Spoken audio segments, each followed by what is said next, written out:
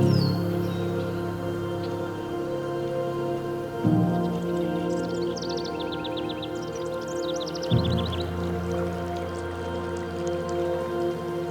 is truly a historical and glorious day, and I am so proud and so pleased to be joining you here in Mobile, Alabama for this auspicious occasion. It was 5 years ago that one of our students was assigned the case of Rayfield Davis. At that time, all that was known about Mr. Davis came from a short article. It said that he had died after asserting to a white man that President Truman would improve the lives of African Americans. For that, the man to whom he had made the statement killed him right here.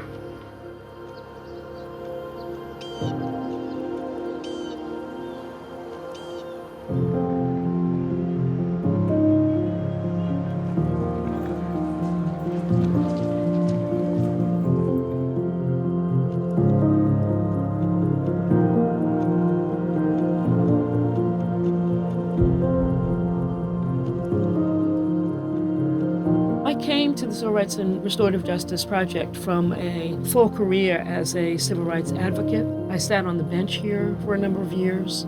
This is the most rewarding work I've done in my career. The Civil Rights and Restorative Justice Project really walks down two roads. In the first place, we collect data on cold cases, racial violence, homicidal racial violence from 1930 to 1970. Once you get to 1970, the cases are pretty well known. There's TV, there's lots of media coverage of these events. The real black hole in this field is 1930 to 1955. The second road really has to do with the families that were victimized by this violence.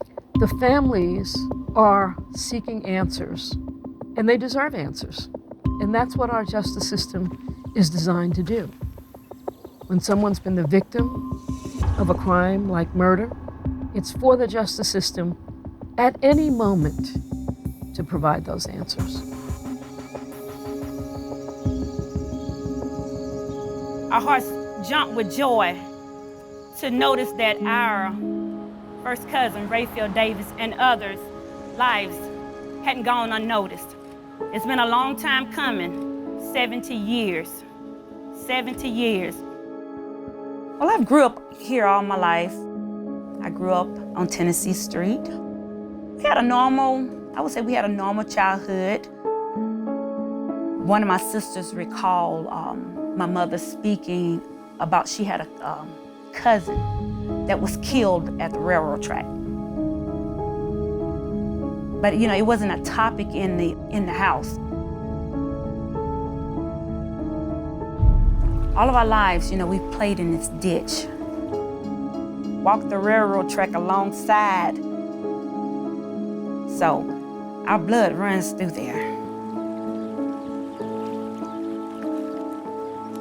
The Civil Rights and Restorative Justice Project operates like a law firm.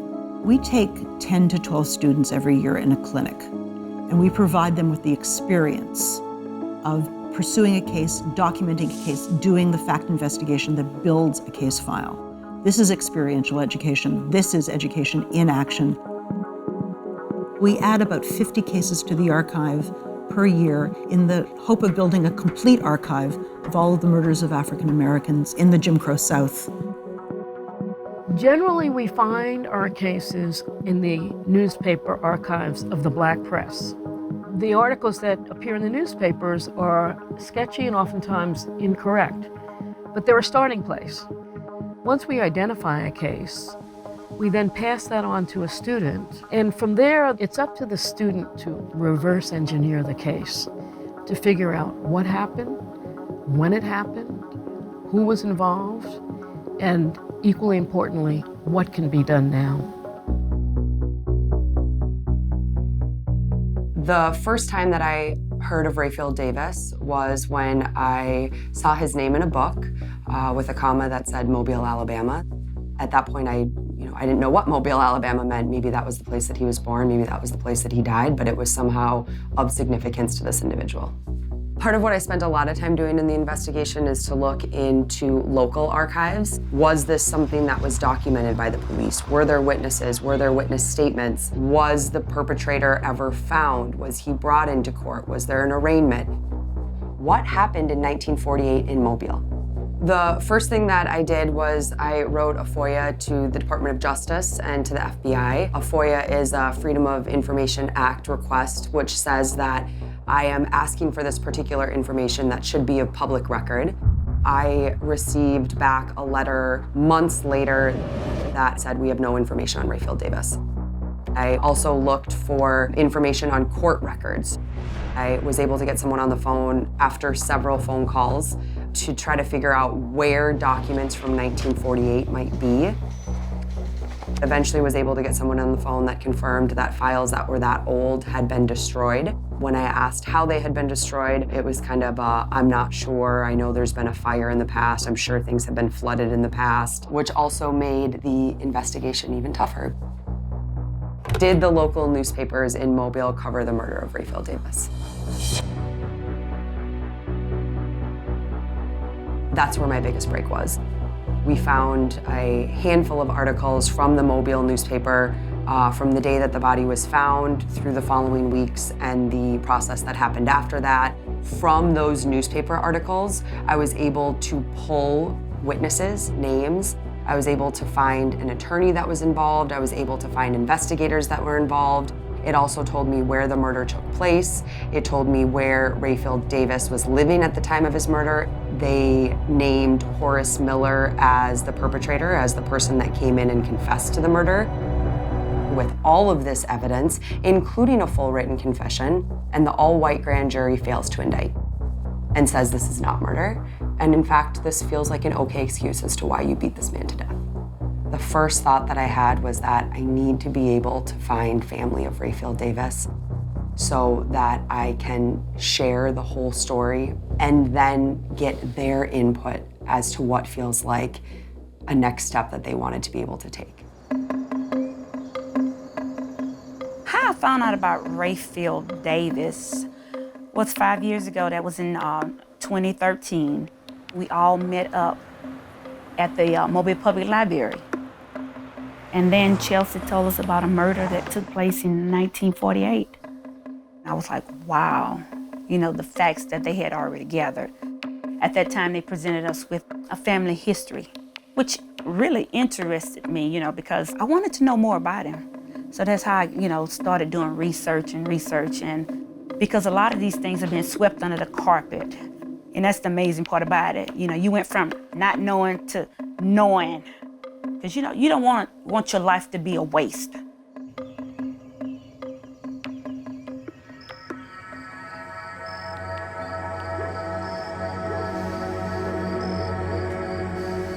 What we know about the night that Rayfield Davis was murdered is that he was riding the bus home, which was given to folks who worked at Brooklyn Air Force Base.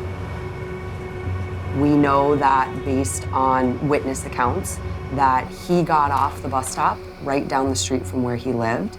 And we also know from witness accounts that Horace Miller followed him off the bus.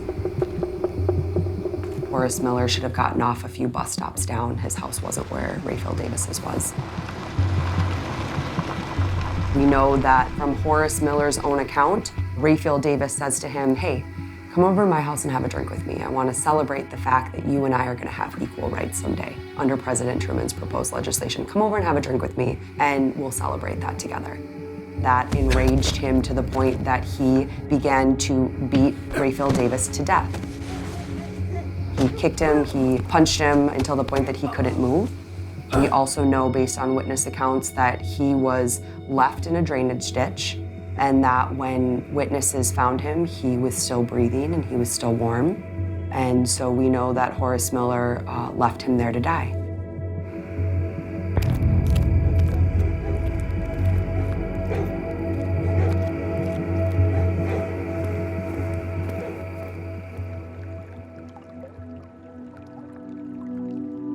Rayfield Davis. He was a laborer in Brookfield. He was just an ordinary person. I read somewhere where he had saved some money. So, that goes to show you, he was a hard worker. He was supplying his needs to his family. So, from that's really all I know about him. Mm-hmm. He was a human like all of us that wanted dignity and respect.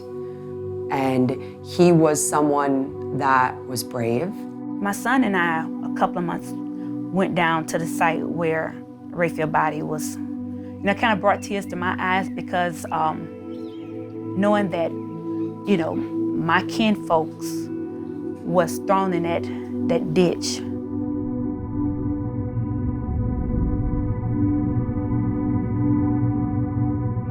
Part of why we want to investigate and try to find the victim's family as well as the perpetrator and/or the perpetrator's family is because part of the idea of restorative practices or restorative justice is to create also a space for dialogue. What separates this case from other cold cases that the Civil Rights and Restorative Justice Project works on is that in this case, the perpetrator is still alive.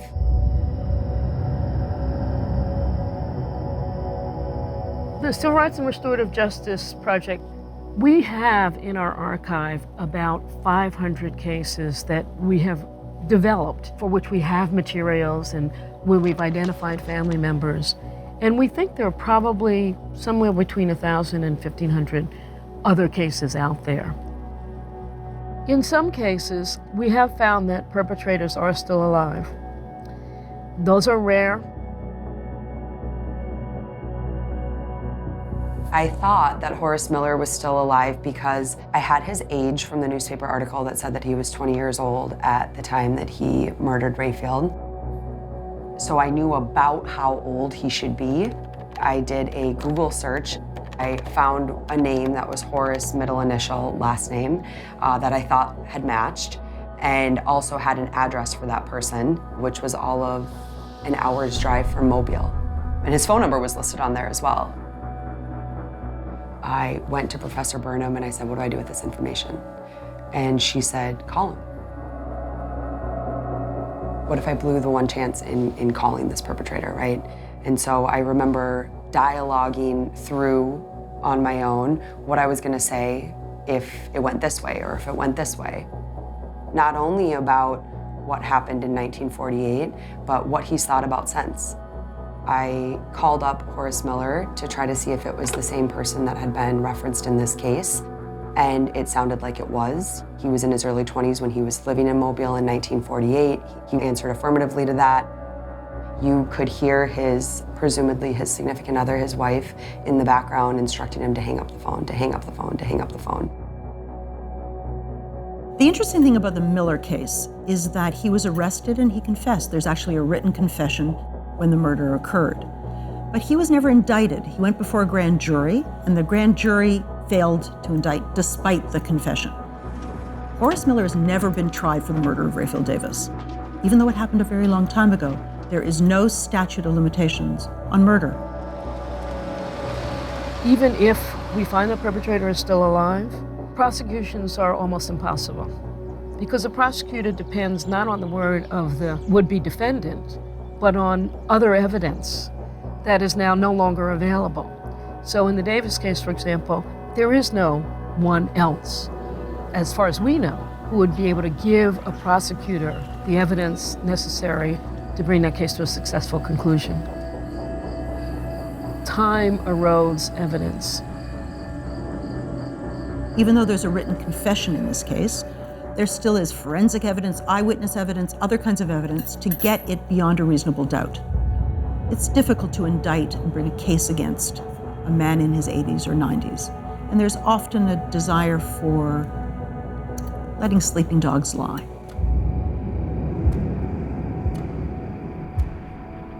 I will never forget the first thing that Nicole said, and the rest of her family completely echoed this, was that they were a God-fearing people who believed that his judgment would come. But not only that, what they wanted was to be able to sit down with Horace Miller and to ask him, why'd you do this?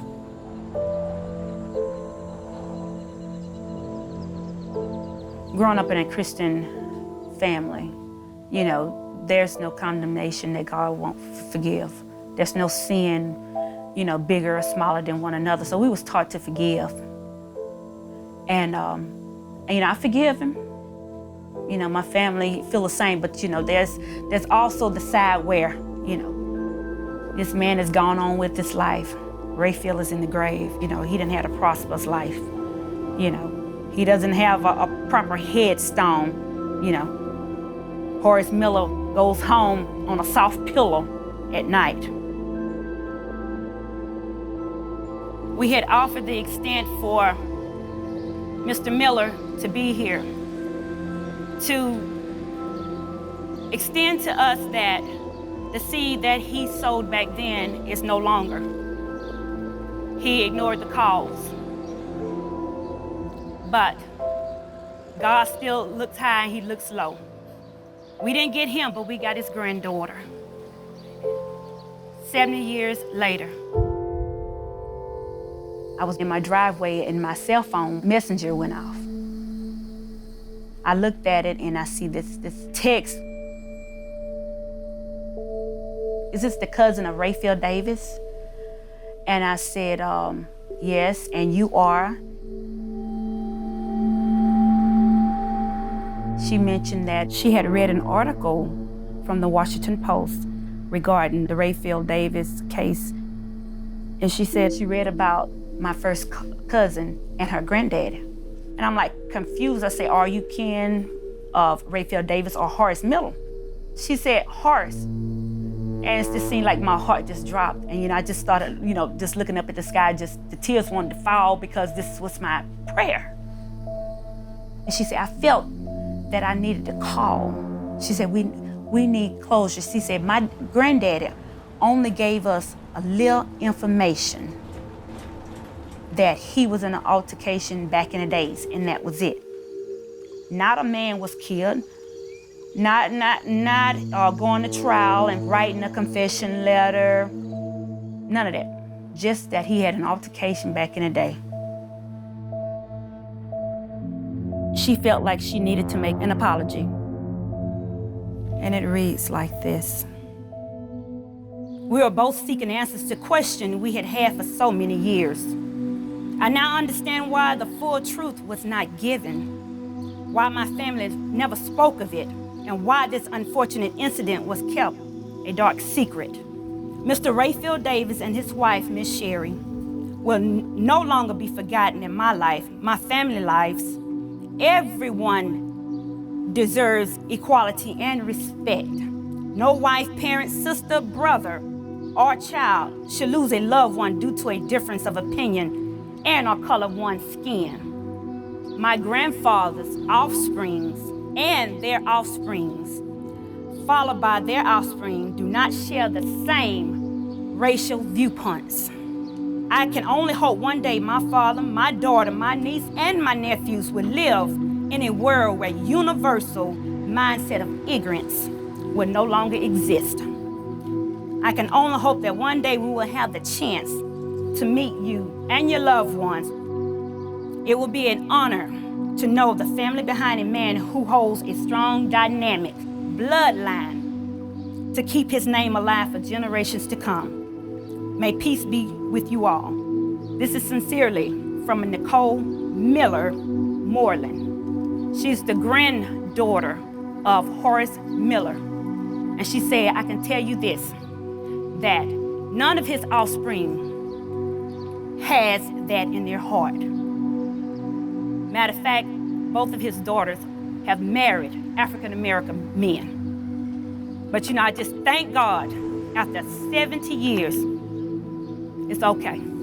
It's okay. Amen. Thank you so much.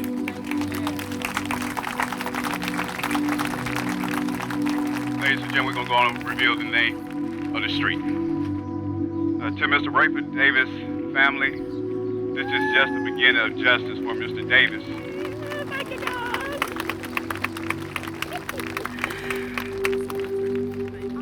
I think I will forever feel a certain connection to Rayfield Davis, someone that I have never met and will never be able to meet.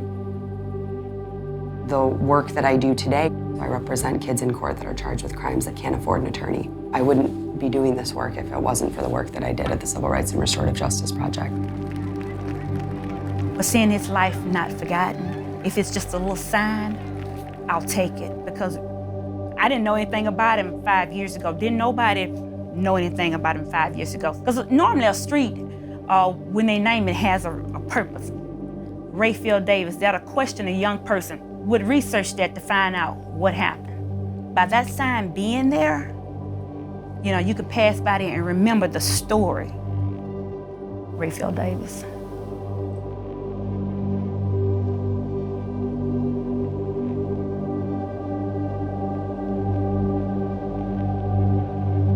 These 6 Mobile cases are about resistance. We're here honoring these men, not just for what they did and the sacrifice they gave, but for what they represent and for the thousands in whose name they died. That story, we haven't finished telling it. We're only scraping the surface of that story. We owe that story to those who come behind us. And if we don't do this work, if we don't discover the Rayfield Davises of the world, it won't get discovered. I wanted to meet Mr. Horace just to have the conversation with him to see if his demeanor about the opposite race is still the same today. I would say, I would ask him, how is your feeling towards the African-American race? Can I sit down at your dinner table and have dinner with you? Would you invite me?